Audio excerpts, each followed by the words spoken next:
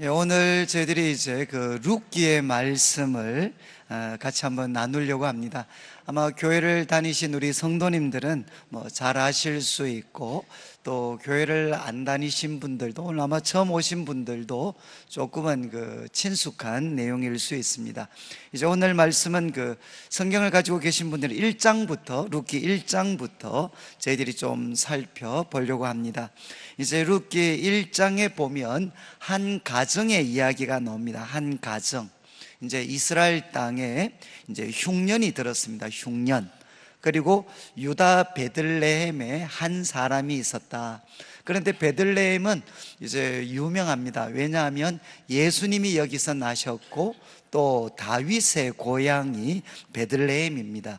그래서 이 유다 베들레헴에 한 사람이 있었는데, 그에게는 아내가 있었고 두 아들이 있었다. 이제 흉년이 들었을 때 그는 어떤 선택을 하는가 하면 모압 지방으로 가게 됩니다. 이 모압 지방은 요단강을 건넌, 이제 요단강 동쪽 편에 있는 그런 그 이방 민족입니다. 그래서 모압 지방에 가서 이제 살게 되었고, 2절에 보면 이름이 나옵니다. 그 사람 이름은 엘리멜렉이다. 그리고 아내 이름은 나오미다. 나오미. 그리고 이제 두 아들이 있었는데 그들은 말론과 기럐이다. 다 유다 베들레헴 사람인데 지금은 어디서 살고 있는가 하면 모압 지방에서 살고 있었다는 겁니다. 그래서 이 말씀, 이제 엘리멜렉, 그리고 아내가 있었고 두 아들이 있었습니다. 그런데 이제 이 가정은 아마 경제적으로 큰 어려움이 없었던 것 같습니다. 좀 풍족했는데 거기에 이제 흉년이 찾아왔습니다. 우리로 말하면 이제 큰 불경기가 이제 찾아왔습니다. 그러면 이제 사람들이 어려움에 빠질 수 있고, 때로는 선택을 해야 되는데, 이때 이제 엘리멜렉은 이제 선택하기를 그 땅에 머물러 있지 않고 이제 모압 지방에 가는 선택을 합니다. 이스라엘 백성들에게는 이 가나안 땅은 특별한 의미를 갖고 있습니다. 하나님께서 주신 땅이기 때문에 이 가나안 땅에 머물러 있는다는 것은 하나님 안에 머물러 있는 것이고, 가나안 땅을 떠난다는 것은 하나님을 떠나는 겁니다. 그래서 이 엘리멜렉이 흉년이 찾아왔을 때 먹고 살기 위해서 그는 이스라엘 땅을 떠나고 또 하나님을 떠나게 됩니다. 그래서 모압 지방에서 살아갔습니다. 그런데 이제 3절 말씀에 거기 가서 잘 살 거를 기대하고 갔었는데, 3절 말씀에 나오미의 남편 엘리멜렉이 죽습니다. 그냥 먼저 그 집에 가장이 죽습니다. 큰일이 일어났죠. 그리고 이제 나오미와 두 아들만 남아 있었습니다. 그런데 아직 희망이 있는 것은 아들 둘이가 있으니까, 그래서 4절 말씀에 이제 아들 둘이가 장가를 갑니다. 장가. 그래서 두 며느리를 보게 되는데, 한 사람 이름은 오르바고 한 사람 이름은 룻입니다. 이제 두 며느리를 봤습니다. 그리고 또 10년 정도 세월이 지나갔습니다. 그런데 이제 5절 말씀에 그 가정에 또 한 번 큰 비극이 찾아옵니다. 그러니까 두 아들 말론과 기럐이 죽게 됩니다. 그래서 이제 그 가정에는 결국 누구만 남았는가 하면 세 과부, 그러니까 이제 나오미, 그리고 또 과부가 된 두 며느리, 이렇게 세 사람만 남게 됐습니다. 아마 이런 어떤 이야기들은 요즘에도 자주 볼 수 있습니다. 저도 이제 외국에 한 5년 정도 있었기 때문에 뭔가 이렇게 좀 더 잘 살기 위해서 한국을 떠나서 외국에 오신 분들, 그렇지만 이제 거기서 열심히 살아서 먹고 살만할 때 예기치 않았던 그 사고 때문에 이렇게 또 남편이 죽을 수도 있는. 제가 한번 그 외국에서 한번 설교를 한번 했는데, 말씀을 전하는데 제가 처음 가는 교회니까 한 분이 계속 들으시면서 이렇게 좀 울고 계시더라고요. 그래서 저는 참 누구신데 이렇게 계속 울고 계시나. 근데 나중에 이제 예배 마치고 제가 목사님 통해서 이렇게 들으니까 그분이 이제 외국에 이민 오셔서 열심히 살고 주유소를 운영을 했는데 이제 먹고 살만 했는데 갑자기 이제 강도가 들어와서 남편이 이렇게 막 권총에 맞아가지고 이제 남편이 갑자기 생명을 잃게 됐습니다. 그러니까 이런 뭐 끔찍한 일이 그 가정에 일어났기 때문에 뭐 부인 입장에서는 그 가정의 기둥이 되는 남편이 그것도 이렇게 권총 강도한테 이렇게 생명을 잃게 되는, 아마 이런 일들은 뭐 저희들이 살고 있는 이 세상에도 많이 일어납니다. 그리고 이제 나오미는 여기에서 더 나아가서 이제 아들 둘까지 다 잃게 됐습니다. 아마 사람들은 이런 가정을 보고 뭐라고 하겠습니까? 아마 참 팔자가 이렇게 센 그런 여자들이다. 그리고 참 불행하고 또 절망할 수밖에 없는 그런 상황입니다. 제가 이제 그 새가족분들, 제 교회 처음 오신 분들 한 번씩 신방 가면 한 번씩은 그 당혹스러운 질문을 받을 때가 있습니다. 그래서 제가 한번 이제 신방을 갔는데 이제 이 가정은 뭐 남편이 아주 그 술에 중독돼 계시는 분이십니다. 그리고 이제 부인이 벌어서 생활을 하시는데 이제 남편은 뭐 할 일이 없으시니까 계속 술을 드시고 이제 밤에 부인이 돌아오면 그 부인한테 계속 잠을 못 자고 이제 술 주정을 하는 거죠. 그래서 이 여자분이 낮에는 열심히 일하고 또 밤에 오면 그 남편한테 그 술 주정에 잠도 못 자고, 그래서 이분이 사는 게 너무 힘들어 가지고 이제 교회를 한번 오셨습니다. 그래서 제가 이제 신방 가서 이렇게 좀 예배를 드리는데 예배 마치고 나서 그분이 저한테 이제 물으셨어요. 목사님, 한 가지만 묻겠습니다. 교회 다니면 예수님을 믿으면 팔자가 바뀝니까? 이렇게 물으셨어요. 그때 제가 여러분 어떻게 생각하십니까? 예수님을 믿으면 팔자가 바뀌나요? 그래서 제가 이 팔자를 한 번도 제가 이 생각을 해본 적이 없어가지고, 그래서 제가 그때 이제 하나님이 그것도 이제 믿음을 주셔가지고 예, 바뀝니다. 근데 또 그분이 물으셔요. 어떻게 바뀝니까? 그래서 제가 이제 답을 하기를 죽을 팔자가 살 팔자로 바뀝니다. 제가 그렇게 이제 말씀을 드렸어요. 근데 말씀을 제가 드리고 나서도 이게 맞는 것 같아요. 우리가 예수님을 믿게 되면 정말 팔자가 바뀝니다. 죽을 팔자가 이제 살 팔자로 바뀌게 되죠. 오늘 이제 이 그 나오미 가정은 바로 어쩌면 정말 팔자가 센 그런 가정이었습니다. 모압에 와서 이제 하나님을 떠나서 좀 잘 먹고 잘 살려고 노력했는데 남편이 죽고 두 아들도 죽고 이제는 손주는 하나도 없고 이제 그 과부가 된 시어머니 또 과부가 된 두 자부가 이제 같이 있게 됐습니다.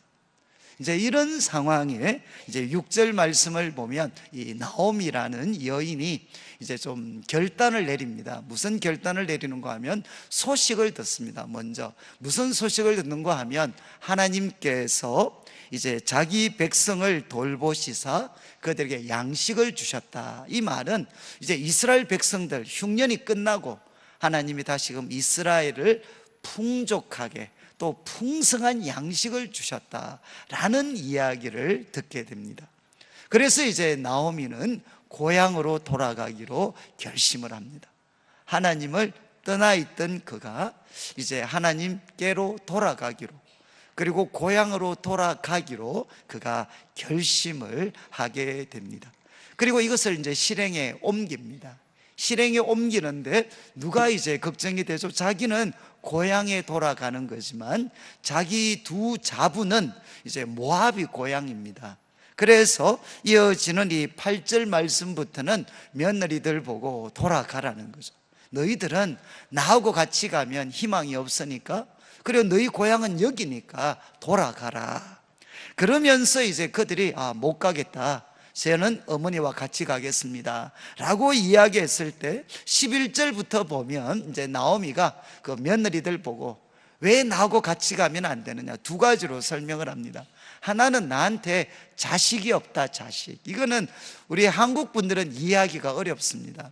이제 그 고대죠, 고대 이 중동 사회, 이스라엘까지 포함해서 중동 사회에는 어떤 풍습이 있었는가 하면 이제 큰 형이 만약에 결혼을 했는데 자식을 낳지 못하고 죽으면 그 동생이 형수를 취하게 됩니다. 형수를 취해서 이제 아들을 놓으면 첫 번째 아들은 형의 아들이 됩니다.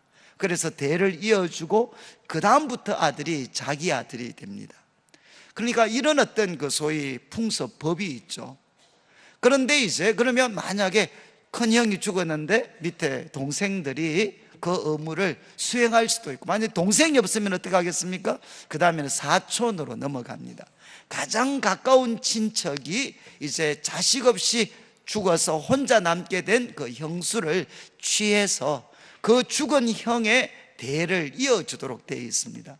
그런데 지금 나오미는 자식이 하나도 없죠. 그리고 모압에 있으니까 뭐 소위 사촌도 있을 수가 없습니다. 그러니까 이제 나하고 같이 있으면 희망이 없다는 겁니다. 나하고 같이 가면 너희들의 삶에는 희망이 없다, 미래가 없다. 그리고 이제 13절 마지막에 보면 또 이런 말을 합니다. 나는 누군고 하면 여호와의 손이 나를 치셨으므로 나는 너희로 말미암아 더욱 마음이 아프다. 나는 누군고 하면 하나님이 그 손으로 치신 사람이다. 하나님이 벌을 내린 사람이다. 그러니까 나하고 같이 가면 너희들은 미래가 없다는 것입니다. 저는 제가 참 이 말씀 이렇게 그 나오미의 가정을 좀 이렇게 생각을 해보면 좀 정도의 차이는 있지만 저도 저희 집이 좀 생각이 많이 났습니다. 저희도 이렇게 참 이 나오미 가정이 그래도 불경기 찾아왔을 때 한번 잘 살아보겠다고 하나님을 떠났습니다. 하나님을 떠나서 모압 지방에 갔다가 큰 어려움을 만났죠.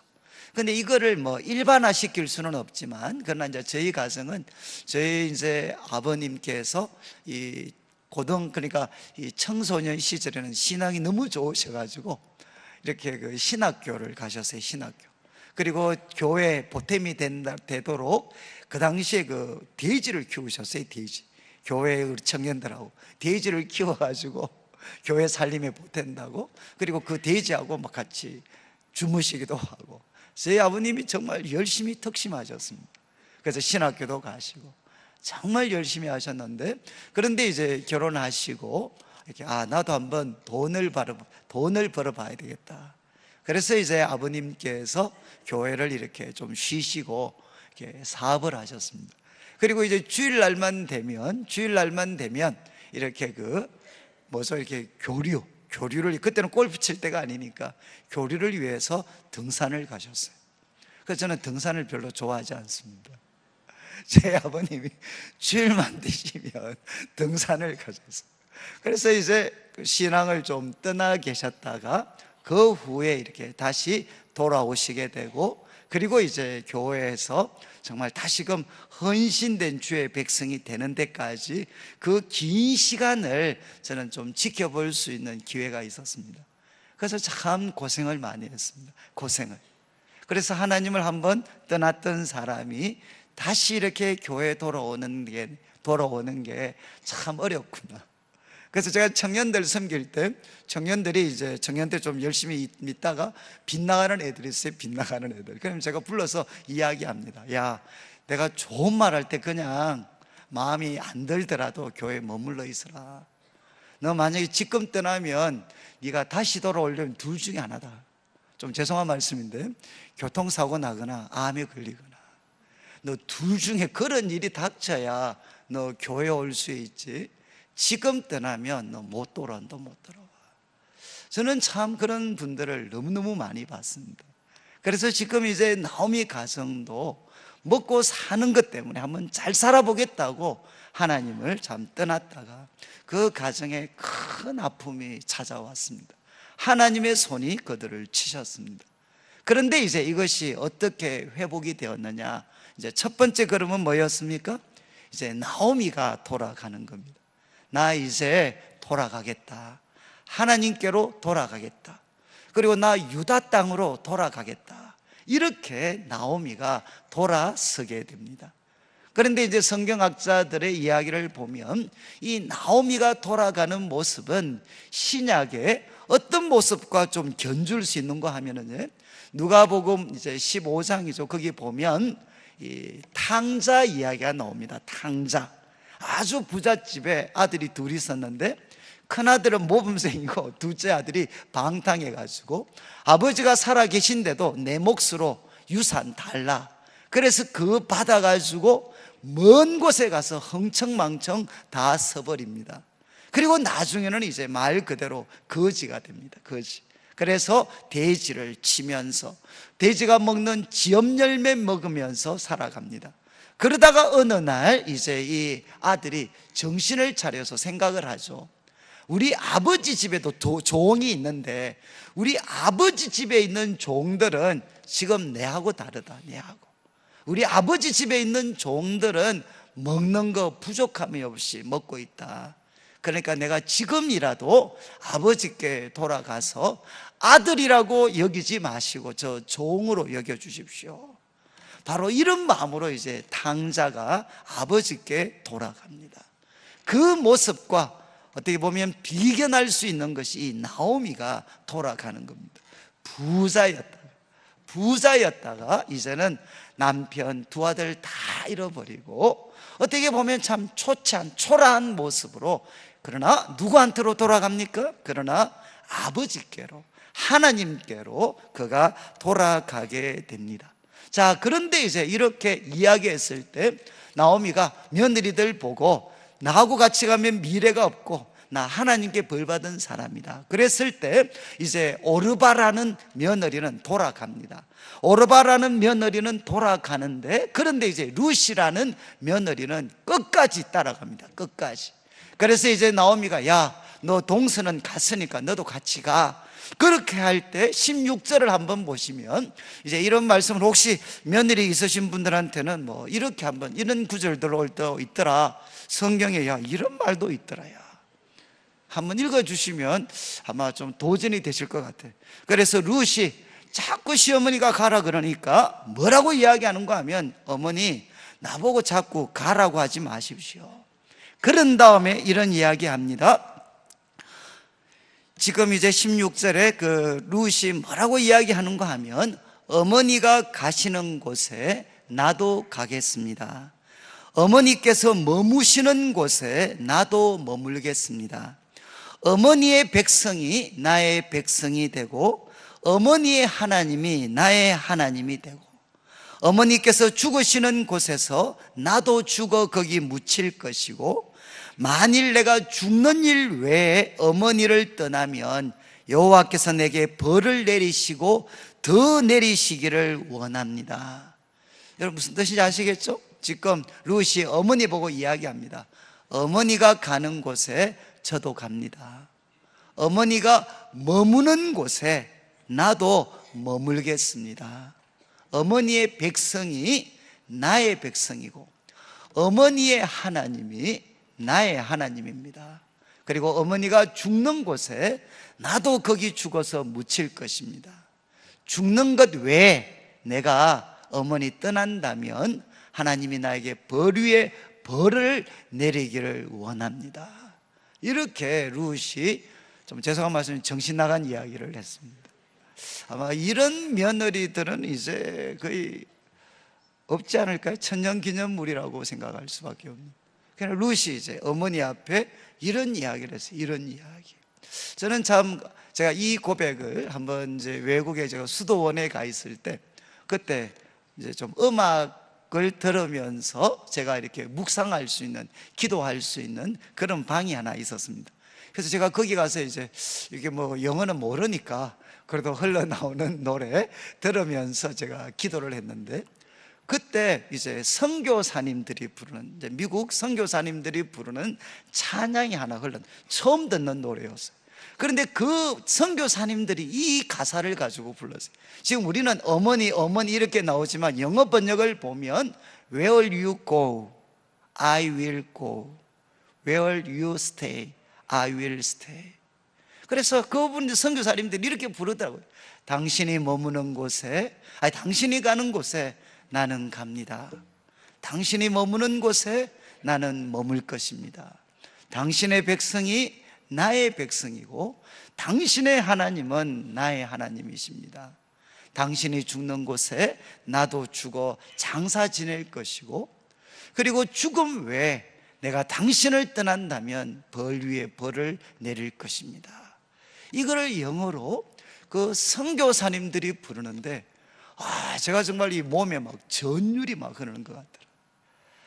선교사님들이 바로 이런 마음이셨겠구나. 우리 한국, 특별히 양아진에 묻혀 있는 그 참 선교사님들이 어쩌면 이런 마음으로 우리 한국 백성들을 섬겼을 수도 있겠구나.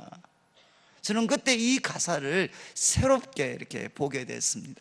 조금 곁길로 나갔지만 지금 이제 룻이 어머니 보고 이야기했습니다. 어머니, 당신이 가는 곳에 저 갑니다. 그리고 당신이 머무는 곳에 저 섭니다. 그리고 당신의 백성이 나의 백성이고 당신의 하나님이 나의 하나님입니다. 당신이 죽는 곳에 나도 죽어 거기에 묻힐 것이고, 그리고 죽음 외에 내가 당신 떠나면 하나님이 나에게 벌 위에 벌을 내리기를 원합니다. 그러니까 이제 이 나오미가 그 룻의 결심이 굳은 것을 보고 더 이상 말을 못하게 됩니다. 그리고 이제 19절부터는 이제 베들레헴에 돌아왔습니다.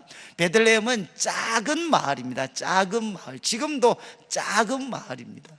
그런데 그 베들레헴에 가니까 이제 온 동네 사람들이 세월이 지났지만 나오미를 알아본 거죠. 그리고 동네가 난리가 났습니다. 이는 나오미가 아니냐. 그런데 그 이야기를 듣고 있던 나오미가 뭐라고 했는가 하면, 야, 더 이상 나를 나오미라고 부르지 마라. 나를 마라라고 불러라. 마라. 여러분, 나오미는 뜻이 뭔가 하면 기쁨입니다. 기쁨.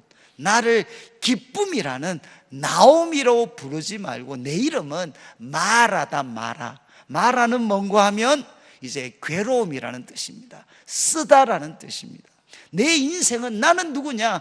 괴롭고 쓴 존재다. 쓴 존재. 그러면서 이제 설명을 합니다. 20절 후반부에 보면 왜 나를 이렇게 마라라고 불러야 되느냐? 전능자가 나를 심히 괴롭게 하셨다. 그리고 21절에 내가 풍족하게 나갔는데 여호와께서 내게 비어 돌아오게 하셨다. 여호와께서 나를 징벌하셨고 전능자가 나를 괴롭게 하셨으니까 너희가 어찌 나를 나오미라 부르겠느냐. 그러니까 하나님이 나를 괴롭게 하셨고 나에게 벌을 내리셨으니까 어떻게 내 이름을 나오미라고 부르겠느냐. 마라라고 불러라. 이렇게 이야기를 했습니다. 이것이 이제 1장에 나오는 내용입니다. 여러분, 이 말씀을 보면 이제 룻 그리고 나오미가 처했던 상황을 이해하시겠죠. 원래 하나님 백성이었는데 이제 잘 먹고 살기 위해서 하나님을 떠났다가 이제 큰 공경을 당하게 됩니다. 그리고 그들 입으로 이야기했습니다. 하나님의 손이 나를 치셨다. 하나님이 나에게 벌을 내리셨다. 그래서 과거에 나갈 때는 풍족하게 나갔는데 이제는 빈털터리가 됐다. 이것이 이제 룻과 나오미가 처했던 상황입니다. 그런데 이런 상황에서 이제 나오미가 선택했습니다. 나는 하나님께 돌아가겠다. 이렇게 선택을 했습니다. 그리고 그 선택에 이제 룻도 동참을 했습니다. 어머니가 가는 곳에 나도 가겠습니다. 그리고 어머니의 하나님이 내 하나님입니다. 그러면서 이제 룻도 같이 하나님께 돌아가게 됩니다. 그리고 2장 1절부터 시작해서 나오는 말씀은 이제 룻이 돌아가서 할 게 없잖아요. 할 게. 그래서 시어머니한테 이제 2절 말씀을 보면 이제 부탁을 합니다. 어머니, 그래도 우리가 먹고 살아야 되는데 내가 밭에 나가서 보리 이삭을 줍겠습니다. 허락해 주십시오. 이렇게 어머니에게 이야기를 합니다. 이것도 참 여러분들이 아마 우리 한국은 여러분 지금 우리 한국에 우리 논에 나가면 이삭 이렇게 수확할 때 나가면 주울 게 있겠습니까? 지금은 특별히 이렇게 타작기나 이런 거 통해서 하나도 남김없이 싹싹 그냥 긁어가지고 다 수확을 하니까 나가봤자 주울 게 없습니다. 그런데 이제 하나님께서 이 율법을 통해 가지고 이스라엘 백성들에게 무슨 명령을 했느냐? 이렇게 명령을 했어요. 너희들 수확할 때 밭의 이 모퉁이 부분은 좀 남겨둬라. 다 수확하지 말고 좀 남겨둬라. 그리고 이제 그때는 기계가 아니잖아요. 그래서 수확하다가 한 번씩 이삭이 떨어집니다. 그러면 그거 줍지 마라. 이유가 뭐죠? 바로 그 마을에 사는 가난한 사람들이 그거 가질 수 있도록, 그래서 그들도 먹을 수 있도록 떨어진 이삭은 다시 줍지 말고 좀 놔둬라. 이렇게 하나님이 법을 정하셨습니다. 그러니까 이제 이스라엘 백성들 가운데 먹을 것이 없는 사람은 하나님이 만드신 이 보호장치 때문에 이제 그 수확할 때 그 어떤 베는 사람들 뒤를 따라가면 그들이 먹을 수 있을 만큼의 이삭을 줄 수 있었습니다. 그래서 이제 이 룻이 시어머니한테 이야기하는 거죠. 저 보리 이삭을 좀 주러 가겠습니다. 그리고 이제 시어머니가 허락합니다. 그 다음 3절을 한번 보시면 좋겠어요. 3절 2장 3절을 보면 이제 룻이 가서 베는 자를 따라 밭에서 이삭을 줍는데 아주 재밌는 단어가 나옵니다. 우연히 이삭을 줍는데 우연히 누구 밭에 가게 됐느냐? 보아스에게 속한 밭에 가게 되었다는 겁니다. 그리고 이 보아스는 이제 엘리멜렉과 가까운 친척이었습니다. 그래서 우연히 보아스의 밭에 가게 됐다. 그리고 또 4절에는 마침 그때 보아스가 그 밭에 왔다는 겁니다. 그 수확하는 밭에 와가지고 이제 종들을 격려하는 거죠. 하나님이 너희들에게 복 주시기를 원한다. 그러니까 이제 또 종들도 하나님이 당신에게도 복 주기를 원합니다. 이렇게 화답을 합니다. 여러분, 우연히 보아스의 밭에 갔습니다. 그리고 마침 이제 보아스가 그 밭에 찾아왔습니다. 이렇게 해서 보아스와 룻이 소위 운명적인 만남을 갖게 됩니다. 그런데 이제 보아스가 왔는데 그래 묻죠. 저 여인이 누구냐? 저 소녀가 누구냐? 그랬을 때 만약에 종들이 이렇게 이야기했다고 해보십시오. 아니, 저 여자 나오미 따라서 온 모함 여인인데 와가지고 한 1시간 일하더니만 피곤하다가 앉아가지고 지금까지 퍼질러서 저렇게 놀고 있습니다. 만약에 이렇게 보고를 했다 그러면 완전히 엉망이 됐겠죠. 그런데 지금 사환들이 뭐라고 이야기했나? 저 여자가 누군가 하면 나오미와 함께 왔던 모압 소녀입니다. 그런데 이제 7절 마지막을 보면 이런 이야기합니다. 우리한테 와서 좀 이삭 줍도록 부탁을 해서 허락을 했는데 7절 마지막에 이렇게 이야기합니다. 아침부터 와서는 잠시 집에서 쉬는 것 외에 지금까지 계속하고 있습니다. 지금 보리삭을 줍는데 아침부터 지금까지 아마 식사 때문에 잠깐 쉬는 것 말고 지금까지 계속하고 있습니다. 그러니까 젊은 여인이 보리삭을 줍는다는 것도 사실은 쉬운 일이 아니잖아요. 지금도 우리 젊은 사람들이 아르바이트나 일하는 거 보면 그래도 뭔가 겉모습도 괜찮은 일들을 찾고 있습니다.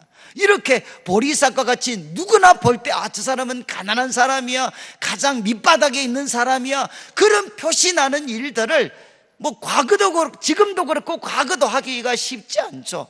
그런데 이제 이 룻은 아주 이렇게 모압 젊은 여인인데도 보리삭을 주었습니다. 그리고 감동적인 것은 아침부터 지금까지 쉬지 않고 계속해서 일하고 있다는 거예요. 그러니까 이제 이 보아스의 종들이 이 룻을 칭찬을 했습니다. 그러니까 이제 보아스가 호감을 가지게 됐죠. 여러분, 제가 이제 룻의 가정, 룻이 어떻게 회복이 됐나? 첫 번째는 하나님께 돌아왔습니다. 그리고 두 번째는 뭐 했습니까? 그가 할 수 있는, 그것이 지극히 작은 일이라도 할 수 있는 일을 찾아가지고 거기에 정말 최선을 다해서 거기에 충성을 했습니다. 지극히 작은 일에 충성을 했습니다. 바로 이것을 통해서 이제는 보아스와 운명적인 만남을 갖게 됩니다. 저는 제가 이제 외국에 있으면서 이렇게 외국에 있는 분들은 이런 일이 막 우리 한국에도 그렇지만 이분들이 신분의 문제가 해결돼야 되기 때문에 공부하신 분들이나 이런 분들이 이제 노동허가를 받거나 영주권을 받으려면 거기 계신 현지인들이 이렇게 보증을 써주셔야 돼요. 근데 그게 쉽지 않습니다. 근데 제가 이제 그분들 이렇게 쭉 이런 어떤 노동허가나 영주권 받았던 이야기를 들어보면 정말 가슴이 찡한 이야기가 많아요. 제가 이제 한두 번 소개했을 텐데 제가 참 감격적으로 들었던 이야기는 한 분이, 이분도 이제 대학을 졸업할 때가 됐습니다. 그래서 이제 일을 거기서 하려면 누가 이제 그분을 고용을 해줘야 됩니다. 안정된 직장에 고용을 해줘야 되는데 그런 사람이 없잖아요. 근데 이분이 이제 패밀리 레스토랑이죠. 우리 같으면 뭐 이런 패밀리 레스토랑에서 열심히 이제 알바를 하고 있었습니다. 그런데 한 분은 하루는 이제 한 젊은 신사분이 찾아오셨어요. 그리고 그 패밀리 레스토랑에 이제 고객이셨어요. 고객. 그분이 오더니만 이런 말을 하셨어요. 내가 당신이 이번에 대학 졸업할 텐데 내가 당신을 좀 고용하고 싶다. 그리고 내가 당신의 신분을 다 스폰서 내가 다 대주고 싶다. 이렇게 이야기를 했어요. 그러니까 이분이 깜짝 놀라서, 아니 당신이 나를 어떻게 아신다고 저한테 그런 어떤 은혜로운 그런 제안을 하실 수 있습니까? 그러니까 그분이 말씀을 하셨어요. 아니 내가 하게 된 이유가 있다. 그러면서 당신도 알다시피 내가 이 가게 고객인데 이 고객이 어떤 가게에 올 때마다 나는 이상한 걸 봤다는 거예요. 뭘 받는가 하면 여러분 외국에는 팁 문화입니다. 그래서 지금도 식사를 하고 나면 한 15% 정도 15%에서 20%를 팁을 줘야 돼요. 팁을.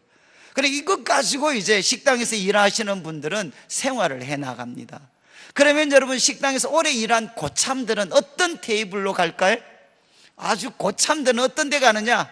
이렇게 일 적게 하고 팁 많이 주는 테이블을 고참들이 갑니다. 그렇지만 이제 일은 많은데 팁이 작은 곳은 누가 갈까요?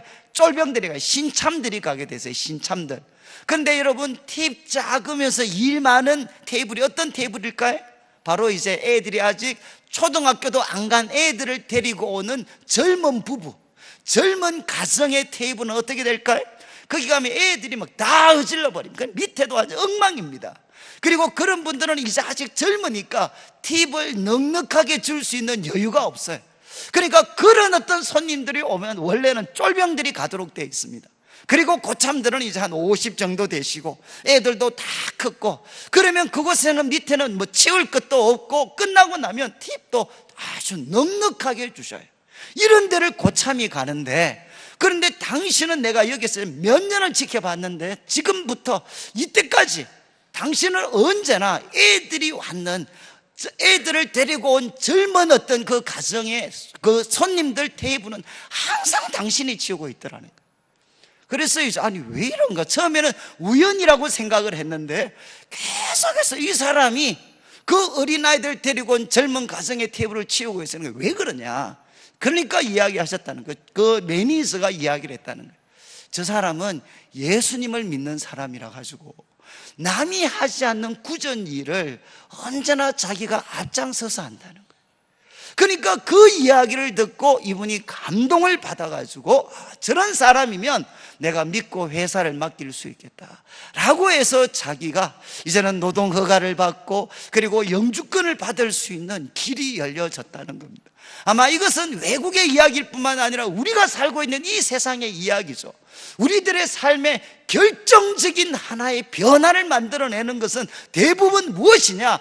지극히 작은 일에 충성할 때입니다. 지극히 작은 일에 충성할 때 우리는 모르지만 우리 주위에 있는 사람들이 우리들에 대해서 이야기하는 거죠. 저 사람은 정말 괜찮은 사람입니다.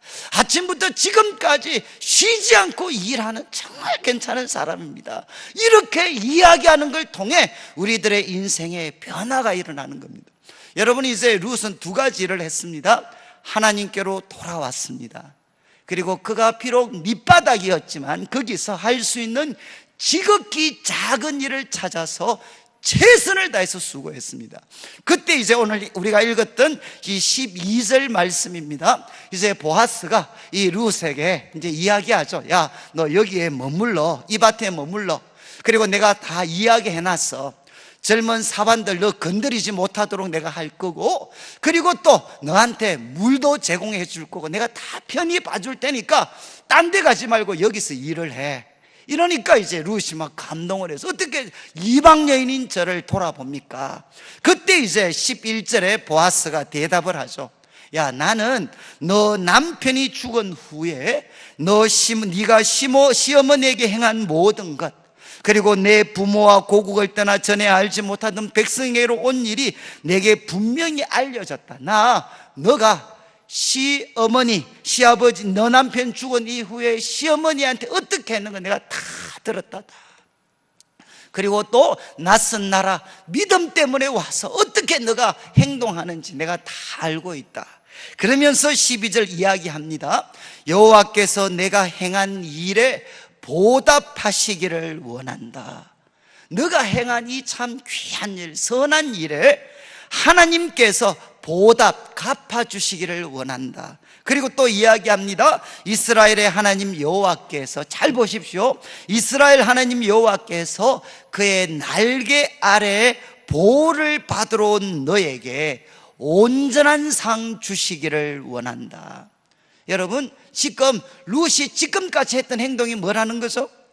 하나님을 믿는 믿음 때문에 그 시어머니와 함께 모압을 떠나서 이스라엘 백성에게로 돌아온 이 행동이, 그리고 또 자기가 할 수 있는 지극히 작은 일이지만 찾아서 최선을 다했던 이 행동이 뭐라는 겁니까? 하나님의 날개 아래 달려온 행동이다. 하나님의 날개 아래 보호를 받으러 온 바로 너에게 하나님은 온전한 상 주시기를 원한다. 이렇게 보아스가 축복을 해주고, 이후에 3장 4장은 보아스가 이야기했던 그 온전한 상이 무엇인가? 결국 이제 이 보아스와 룻은 합법적으로 결혼을 합니다. 그 당시 풍습에 따라 결혼을 했고, 그리고 이제 아들을 낳죠. 오벳이라는 아들을 낳습니다. 그런데 이 오벳이 누구냐? 바로 이스라엘에서 가장 이스라엘 백성들이 자랑스러워하고 존경하는 왕이 다윗입니다. 다윗. 그러니까 오벳은 누군가 하면 다윗의 할아버지입니다. 친할아버지입니다. 그러면 룻은 뭐가 되죠? 이방 여인, 가장 밑바닥에 떨어졌다가 하나님을 믿는 믿음 때문에 이제 돌아왔고, 지극히 작은 일에 충성하다가 보아스를 만났습니다. 그리고 결혼을 했습니다. 그래서 이 룻은 어떤 여인이 되었느냐? 바로 다윗의 정조 할머니가 되셨어요. 저는 이제 우리 할머님이 계십니다. 우리 할머님께서 이렇게 좀 병중에 좀 몇 년을 누워 계셨어요. 그런데 우리 큰애가 그때 아마 한 서너 살 정도, 한 두서너 살 된 것 같아요. 그런데 우리 할머니도 정손자를 보셨습니다. 정손자. 그래서 우리 할머니 누워 계실 때 이제 우리 큰애는 이제 누워 계셨으니까 뭐 여러 가지 좀 안 좋은 것도 있을 수 있죠. 그런데 저희들도 이렇게 가는 게 좀 쭈삣쭈삣한데 뭐 애들은 모르니까 이제 우리 할머니 누워 계시는데 거기 이제 머리 기대고 이제 앉아고 누워가지고 뭐 장난치고 뭐 이랬던 모습이 아직도 제가 생생해요. 여러분 한번 보시죠. 우리 할머니도 정손자를 보셨어요. 정손자. 그런데 이 룻은 그 당시에 결혼을 일찍 했잖아요. 그러면 룻은 뭐 좀 더 일찍 정손자를 받겠죠. 그 정손자가 누구였느냐? 바로 다윗이었다는 겁니다. 하나님은 룻에게 온전한 상을 허락해 주셨습니다. 제가 오늘 이제 말씀을 마무리하면서 한번 보시죠. 참 이렇게 하나님을 참 떠났다가 가정에 큰 어려움을 만났던, 그래서 어쩌면 삶의 밑바닥까지 떨어졌던 나오미와 그리고 룻이 있었습니다. 그런데 그들이 어떻게 했습니까? 이제 하나님께 돌아왔습니다. 하나님께 돌아왔습니다. 그리고 어떻게 했죠? 하나님께 돌아와서 바로 거기에서 지극히 작은 일이지만 최선을 다했습니다. 그때 하나님께서 만남의 복을 허락해 주셨죠. 보아스를 만나게 해주셨어요. 그래서 제가 요즘에 화장지 이름도 정말 이렇게 뭐 이상한 게 많더구만요. 술술 풀리는 집 뭐 이런 것도 있더구만요. 화장지 이름이. 그러니까 우리가 예수님을 만나고 하나님께 돌아오면 어떻게 되겠습니까? 많은 경우에 이제 하나님께서 술술 풀리게 해주시죠. 특별히 사람의 만남의 복을 통해서 하나님이 술술 풀리게 해주십니다.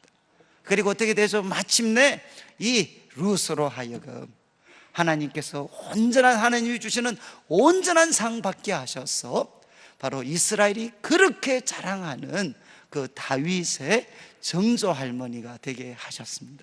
저는 이제 오늘 우리 성도님들, 저는 그래서 제가 신앙의 철이 들고 나서부터는 저에게 교회를 간다는 게 뭔가, 그리고 또 기도를 한다는 게 뭔가, 예배를 드리러 간다는 게 뭔가, 저한테는 이 이미지가 너무 선명해. 저 오늘 하나님 예배 드리러 갑니다, 기도하러 갑니다.